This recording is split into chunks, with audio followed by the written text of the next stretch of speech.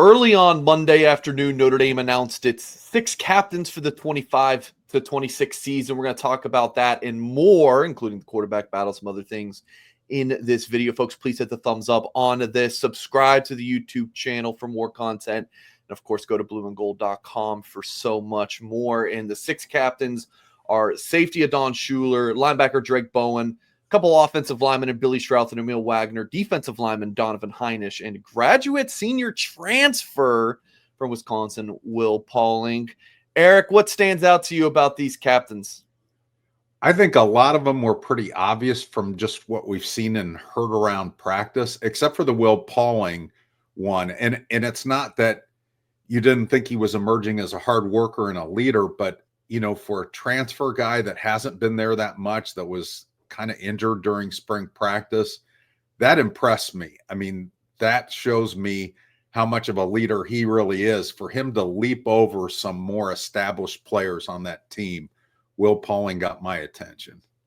And Tyler, thoughts on this? And then anyone who wasn't mentioned that maybe people are talking about on social media? Yeah, well, I'll play the Marcus Freeman card right now and say I haven't really been in tune with the social media part of it because I was writing my own story in reaction to what we see here. I guess I'll start there. I really thought that despite him being an introvert, we've heard him say that. I think a couple stories, including one from our own Jack Sobel, have been written this year that Jeremiah Love kind of likes keeping to himself. He's an introverted guy, but he's also the best player on this football team from either side of the ball for my money. And I just thought it wouldn't have been like a courtesy thing to give him the C, but I really think that he has the respect of his peers, and maybe he would have been named a team captain. And then the other part of that is probably the quarterbacks. But as I'm writing right now, again, I'm telling you guys, I'm in the midst of writing this reactionary piece that you guys can see at blueandgold.com, the quarterback thing. But this is my take on it. Notre Dame does not have a QB1 as of now. So Notre Dame does not have a captain, a quarterback serving as a captain. That just makes sense to me. And I'll also throw this nugget out there. 3 of the last 5 years, Notre Dame has not had a quarterback as its captain. Jack Cohn was not a captain in 2021. 2022, you had the Tyler Buchner-Drew Pine battle. Neither of those guys were captains.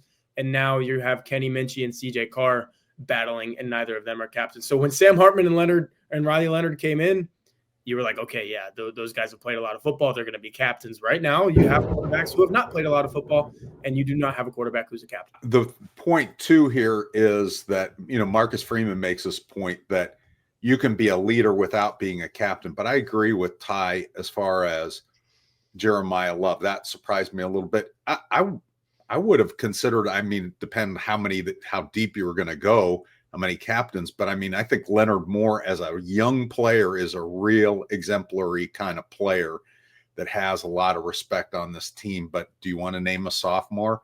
I would have been okay with that. Yeah, that's the Jeremiah Love thing on the other side of the ball to me. He's your best player on defense. The team views him that way. They know he's going to be an NFL guy.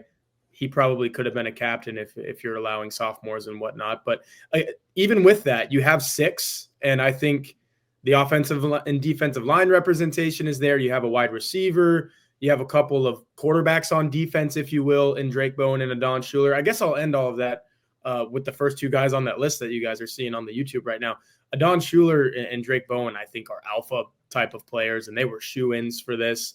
Drake Bowen's going to be wearing the green dot. Adon Schuler is going to be making a lot of calls and checks from the back end of the secondary. Like, those are your mouthpieces right there for the Notre Dame defense. And a couple of guys from the class of 2023, recruiting class of 2023. Yeah. Like, those are some young captains, but they've already stepped up. Yeah, some of Freeman's first commitments as the head coach in the 23 class. Donovan Heinisch, committed to Notre Dame when he was the D coordinator. Billy Strouth was, if I recall correctly, like Freeman's first huge recruiting win as head coach. And Emil Wagner, of course, in the 22 class, went to a school called Wayne High School in Huber Heights, Ohio, where, of course, Marcus Freeman went to school. So some interesting notes there. Of course, on Sunday, we got the news that there is no news on the quarterback front. Eric, just how long is this competition going to go?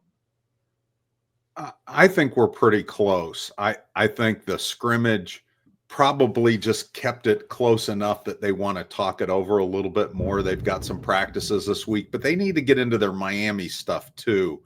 I mean, if we're doing one of these next Monday and we don't have a quarterback named by then, I will buy Ty some chicken nuggets. Well, I guess I'm rooting for no announcement then, because who doesn't love themselves some chicken nuggets? But I'm also with Eric. It feels like a decision for this week.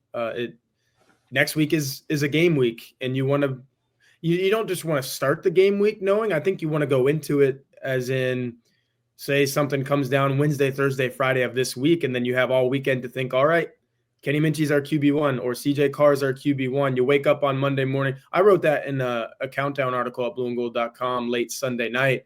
It was fine waking up this Monday morning, 13 days until the season opener, not knowing. If you wake up next Monday morning and there's 6 days until the season opener and you still don't know, yes, I will be getting some chicken nuggets, but I will also be getting a little nervous that this thing has dragged on way longer than I would have thought. So, Mike, to answer the question, I'm thinking middle of this week. Marcus Freeman is probably poring over the scrimmage film with Mike Denbrock and Gino Guidugli right now. When he talked to us on Sunday, he had literally just seen the scrimmage in real time. Like, it happened right in front of his face.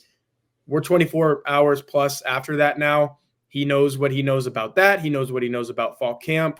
And I'm with Eric that, like, we're getting really close to probably making a decision here.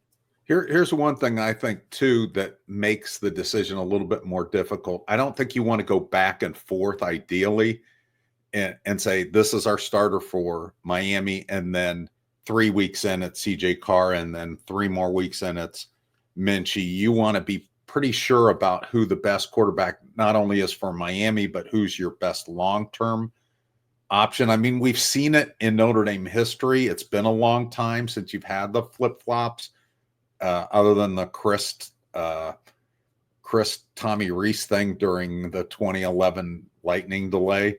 But I think that's an important thing. When we look at last year, you know, the bet was that Riley Leonard may not be better than Steve Angeli in the opener, but he sure would be at some point in the season. I think Kenny Minchey changed the calculus on how they thought about his future, because CJ Carr was always the guy that was perceived to have the higher ceiling.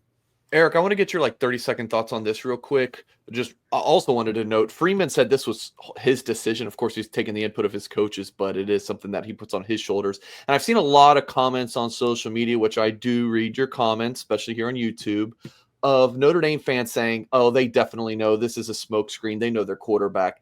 Do you buy that? Do you think they really do know and it's decided internally, or do you think they're really deciding?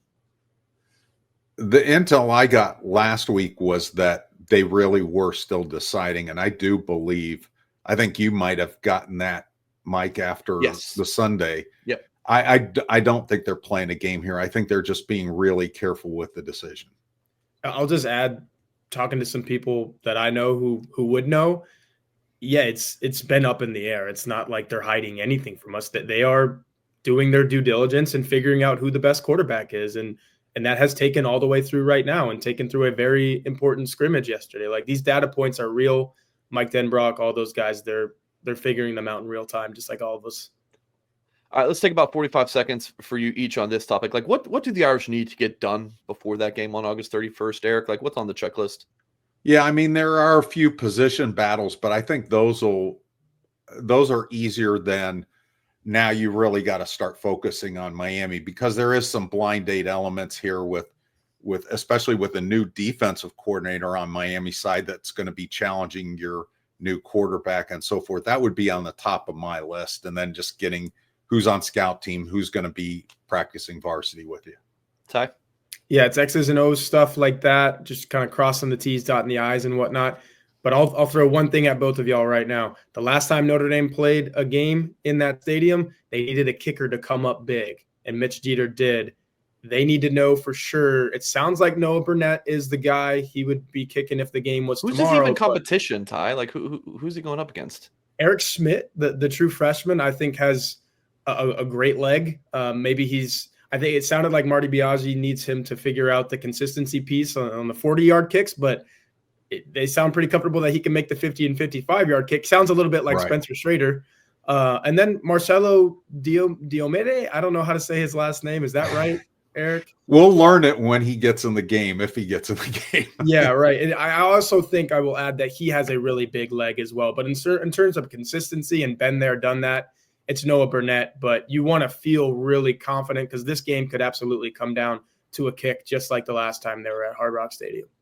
All right, that's going to do it for this video, folks. Please hit the thumbs up on it. Subscribe to the channel for more content. blueandgold.com, your place to be for all things Fighting Irish football and recruiting coverage.